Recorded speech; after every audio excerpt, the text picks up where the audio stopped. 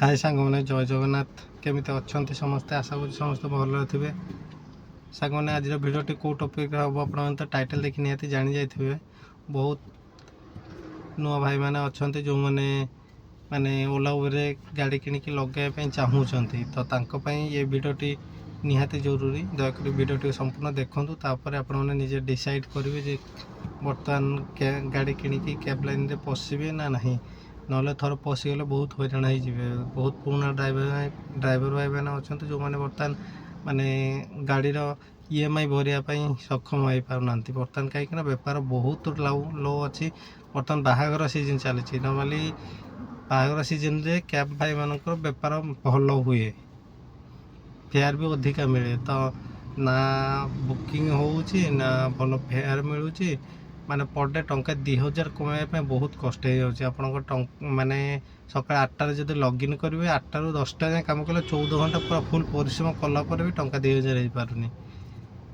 आदि आप नुआ ड्राइवर मैंने नुआ गाड़ी किणिकी लगे तो से भी नुआ थे ना बेपार लाइन भी जना थी केमती कौन बुकिंग करेंगे कौन तो बहुत हईराण सम्मुखीन हे तो भिडियोटी संपूर्ण देखूँ कहीं मुझे एक कहूँ संपूर्ण देखने ही आप जानीपारे आज दिन जाक मुझे लगिन रही सका 8टा रू राति 10 जाए लगिन रही आप देखे केते कौन बेपार होपर जाकि डिसाइड करेंगे हाँ गाड़ी किणिले चल पारि कि न तेज चलतु आ देरी नक भिडियोटी को आरंभ करिया।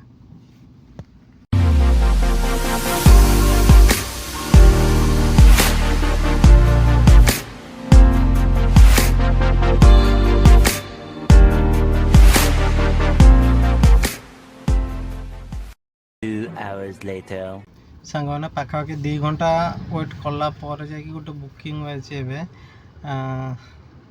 झारपड़ा जेल भितर नहीं कि जी बापूजी नगर में 130 टଙ୍କା देखी कस्टमर ड्रॉप कर सारे देखिए केते कौन मिलूँ कस्टमर को बापूजी नगर ड्रॉप कर दे सांगे सांगे मतलब बाजी गोटे बापूजी नगर रू ही पिकअप कर नहीं जी आपंकर नंदनकानन ड्रॉप 300 टଙ୍କା देखी देखा छाड़ला से पाँच कि जेहेतु आज संडेटा काले बाजी पारे नंदनकानन रू तथापि लेट हो पारे देखिए के समय सांगने बर्तमान टाइम है आपंक 4टा मैं नंदनकानन कस्टमर को छाड़ी से गोटे पाखपाख से से गोटे बेलू बसी बसी बसी बसी एवं गोटे रिटर्न टे बाजिला जोटा नहीं कि मु केयर हॉस्पिटल कस्टमर को छाड़ी 200 केते टଙ୍କା फेयर गोटे मिली टोटाल मोर माने 8टा रू आसिक 4टा है टोटाल 600 टଙ୍କା देखा जाऊ 12 घंटा लगिन रही केते टଙ୍କା होपर आप जानीपारे जे केमती कौन बेपार हो सांग मैंने बहुत अपेक्षा पर बर्तमान बाजिला गोटे आपंकर केयर हॉस्पिटल पाखु एस्प्लानेट मॉल बर्तमान मो कस्टमर लोकेशन छेड़ा कस्टमर आसिले पिक करके 2 hours later मैंने गाड़ी रे बर्तमान CNG ना सरीगला CNG पकड़ पड़ो मुझे छेड़ा CNG लाइन रे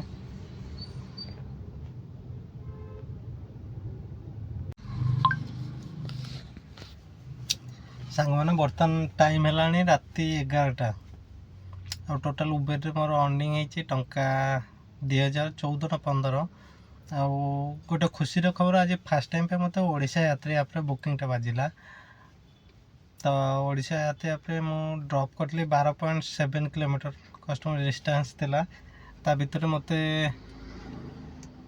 स्टॉप थिला गोटे जगह गोटे स्टॉपेज थिला माने से जड़े ओल्लई था खाली जस्ट छाड़ी स्लो कली से ओल्लैला टोटाल फेयर 243 टଙ୍କା मिली मैंने 12.7 माने से 13 किलोमीटर धरत 13 किलोमीटर 243 मैंने बहुत बढ़िया फेयर दौर तो आशा करी आगे बाजिबा स्टार्ट हो माने नॉर्मली एबे जमती स्लो बाजुची नॉर्मली उबेर ओला जमती बाजे से बेला जो ओडिशा यात्री बाजे तो आम ड्राइवर मानकर बहुत भल हम कहीं बहुत भल फेयर दौर कथा टोटाल उबेर 214 ना 15 याद 243 माने से 2250 टଙ୍କା पाखापाखि मुझे बर्तमान आसिक डीएनए रिगालिया पाखे अच्छे तो देखा जाऊ केत एपटू जब रिटर्न देला तो ठीक अच्छे ना खाली नहीं घर को फेरिया पड़ो ऑप्शन किसी ना जेहेतु मुझे कहती रात 11 जाए लगिन रही 10-11 ଯାଏଁ। ସେଇ ସକାଶେ ମୁଁ ମାନେ ଏପଟେ ବାଜିଲା ବି ତଥାପି ପଳେଇ ଆସିଲି, ନହେଲେ ମୁଁ ଆସିନଥାନ୍ତି। ଦେଖାଯାଉ ରିଟର୍ନ ବାହାରୁଛି କି ନାହିଁ। ସାଙ୍ଗମାନେ କଥା ହେଲା ଟୋଟାଲ 15 ଘଣ୍ଟା ଉପରେ ମୁଁ ଲଗ୍ଇନ୍ ରହିଲିଣି। ମୋ ଟୋଟାଲ ଅର୍ଣ୍ଣିଂ ହେଇଛି 2200 ଟଙ୍କା।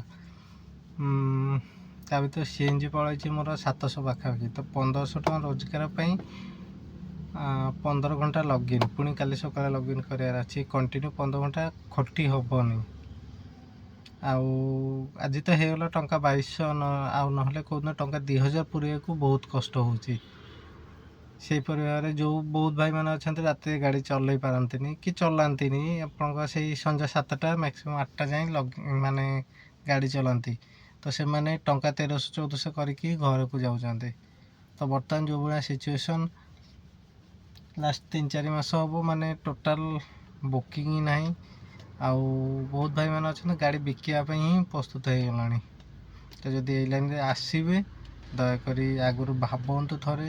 2-4 ଜଣ ଯେଉଁମାନେ ରେଗୁଲାର ବେସିକ୍ ଚଲାଉଛନ୍ତି ଗାଡ଼ି, ତାଙ୍କ ପାଖରେ ପଚାରନ୍ତୁ, ତାପରେ ଆସନ୍ତୁ।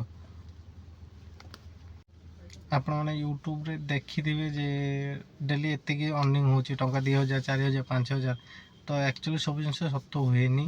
ଆପଣମାନେ ଥରେ ମାର୍କେଟରେ ବୁଲନ୍ତୁ। ଯଦି ଏଇ ଲାଇନ୍ରେ ଆସିବା ପାଇଁ ଚାହୁଁଛନ୍ତି, ମାର୍କେଟରେ ବୁଲନ୍ତୁ। ଫାଷ୍ଟ 2-4 ଜଣଙ୍କୁ ପଚାରନ୍ତୁ, ତାଙ୍କର ଅର୍ଣ୍ଣିଂ ଦେଖନ୍ତୁ। ଯଦି ଠିକ୍ଠାକ୍ ଲାଗେ ଆପଣମାନଙ୍କୁ ତାହେଲେ ଆସନ୍ତୁ, ନହେଲେ ଆସନ୍ତୁନି। ତ ସାଙ୍ଗମାନେ ଆଜିର ଭିଡ଼ିଓଟି ଏତିକି। ଚ୍ୟାନେଲକୁ ନୂଆ କରି ଆସିଲେ ଚ୍ୟାନେଲଟିକୁ ସବସ୍କ୍ରାଇବ୍ କରିଦେବେ। ଲାଇକ୍ କମେଣ୍ଟ କରିବାକୁ ଜମାରୁ ଭୁଲିବେନି। ରହିଲି, ନମସ୍କାର, ଜୟ ଜଗନ୍ନାଥ।